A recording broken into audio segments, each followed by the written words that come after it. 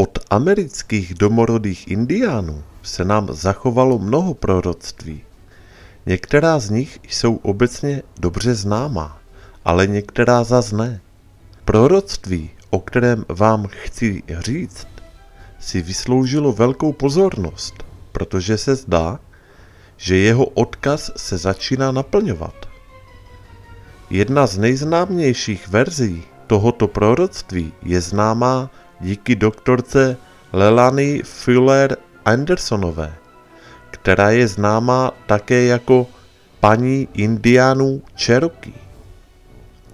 Je autorkou celkem slušné sbírky knih, v nichž pojednává o indiánské bylinné medicíně a často přichází k tématu snů. Podle jejich vlastních slov jí tuto verzi proroctví předala babička, když byla ještě velmi mladá. Umínila si, že ho bude udržovat naživu a bude ho šířit dál. Bojovníci duhy. Byla stará žena, která byla z kmene Cree a její jméno bylo Oči ohně. Prorokovala, že jednoho dne kvůli chamtivosti bílých mužů, známých také jako Jonedžiové, přijde čas, kdy v proudech řek budou plavat mrtvé ryby, mrtví ptáci budou padat z nebe, voda bude zčernalá jedem a všechny stromy zmizí. A ten den celé lidstvo, jak ho nyní známe, přestane existovat. Přijde čas, kdy strážcové legend, příběhů, kultury, rituálů, mýtů a všech zvyklostí starých kmenů budou velmi vyhledáváni, protože pouze oni budou moci obnovit naše společné zdraví. Oni budou klíčem k přežití lidstva, protože oni jsou bojovníci duhy. Přijde den, kdy se všechny kmeny a národy probudí a vytvoří nový svět, ve kterém bude vládnout spravedlnost, mír, svoboda a poznání velkého ducha. Bojovníci duhy budou šířit toto proroctví a učit ho všechny lidi po celé zemi. Budou pro všechny příkladem, jak vést život na způsob velkého ducha. Každému, koho potkají, vysvětlí odkaz, který mluví o tom, jak se dnešní svět odvrátil od velkého ducha a že to je důvod, proč je naše země nemocná. Bojovníci duhy všem lidem vysvětlí, že tato odvěká bytost, velký duch, je plná lásky a porozumění a ukážou nám způsob, jak navrátit život na zemi, nebo harmonii a krásu. Tito bojovníci prozradí lidstvu principy a pravidla, kterými by se mělo řídit, pokud si chce znovu počínat správně v harmonii se světem. Tato pravidla jsou dědictvím, které nám zůstalo po starých kmenech. Bojovníci duhy řeknou lidstvu o starověkých zvyklostech, v nichž se odrážejí věčné principy jednoty, lásky a porozumění. Učení o harmonii předají národům ve všech 4 koutech země. Podobně jako staré kmeny, i oni budou učit všechny lidi, jak se mají modlit k velkému duchu s láskou v srdci. Vysvětlí jim, že láska proudí jako nádherný horský potok dolů, svahy přes údolí, až se nakonec vlije do oceánu života. A pak začnou jako kdysi cítit radost, ať už budou o samotě, nebo ve společnosti svých bratrů.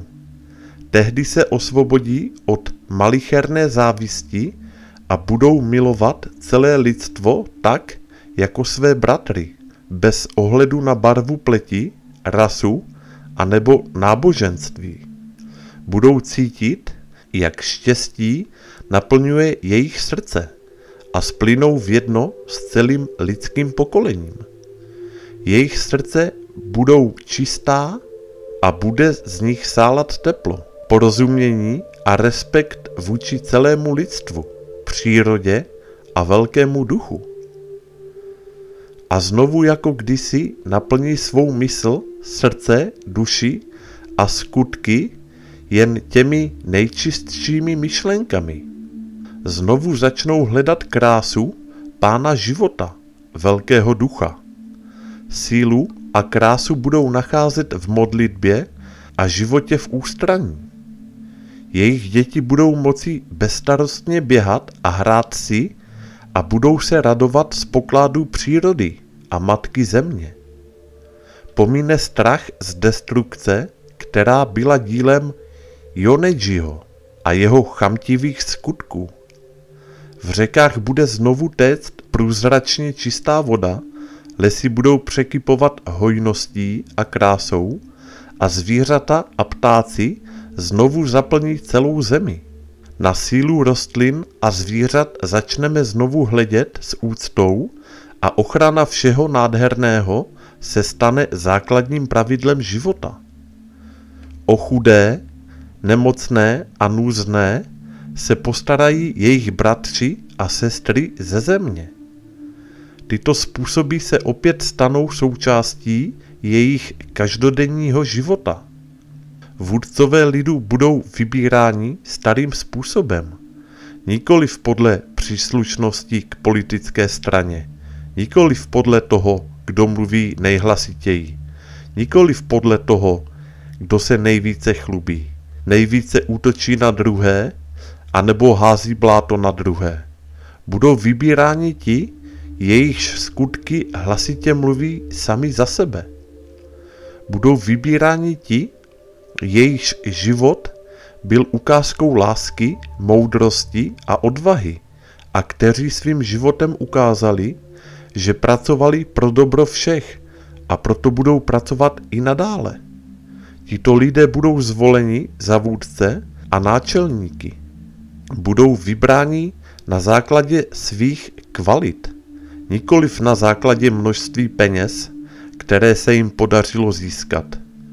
Podobně jako byli starostliví a oddaní staří náčelníci, i oni budou k lidem přistupovat s láskou a porozuměním a budou dohlížet na to, aby mladí lidé byli vychováváni v lásce a moudrosti, která je obklopuje. Ukážou jim, že je možné dělat zázraky, které uzdraví tento svět z nemocí a navrátí mu zdraví a krásu. Na bojovníky duhy čeká ještě mnoho důležitých úkolů. Budou muset překonat děsivé hory ignorance a budou čelit předsudkům a nenávisti. Musí být proto oddaní, rozhodní ve své síle a silní ve svých srdcích. Setkají se však i se srdci a myslemi dobré vůle, které se k nim přidají v jejich úsilí o obnovu krásy a hojnosti matky země, v úsilí o obnovu jejího původního stavu. Tento den přijde, už není daleko. Tento den všichni pochopíme, že za naši samotnou existenci vděčíme všem lidem z kmene bojovníků duhy, kteří si zachovali svou kulturu a dědictví. Těm, kteří udrželi své rituály, příběhy, legendy a mýty naživu. Bude to právě tato moudrost, kterou si zachovali, díky níž se vrátíme do původní harmonie s přírodou, matkou zemí a celým lidstvem. Bude to právě tato stará moudrost a poznání, které se pro nás stanou klíči k přežití. Bojovníci duhy. Zdá se, že mnohé různé kmeny domorodých indiánů mají vypěstované silné pouto k duze jako k přírodnímu úkazu a symbolu. A ačkoliv má toto proroctví původ v indiánském kmenu Cree, podobná proroctví najdeme u indiánů z kmene Hopi, Zuni a jiných kmenů. Ať už toto proroctví považujeme za pravdivé nebo ne, nemůžeme popřít, že obsahuje velmi hluboké poselství. Svět plný chamtivosti a násilí nepochybně potřebuje uzdravení. Pokud budeme pokračovat v dosavadním způsobu života, jednoho dne s trpkostí zjistíme, že nás zavedl do slepé uličky.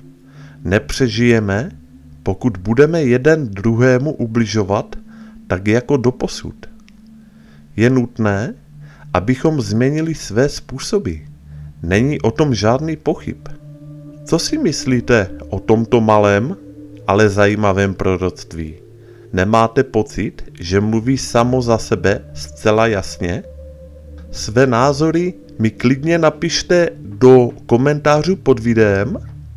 Komu se video líbilo, tak díky za like a u dalších videí naslyšenou.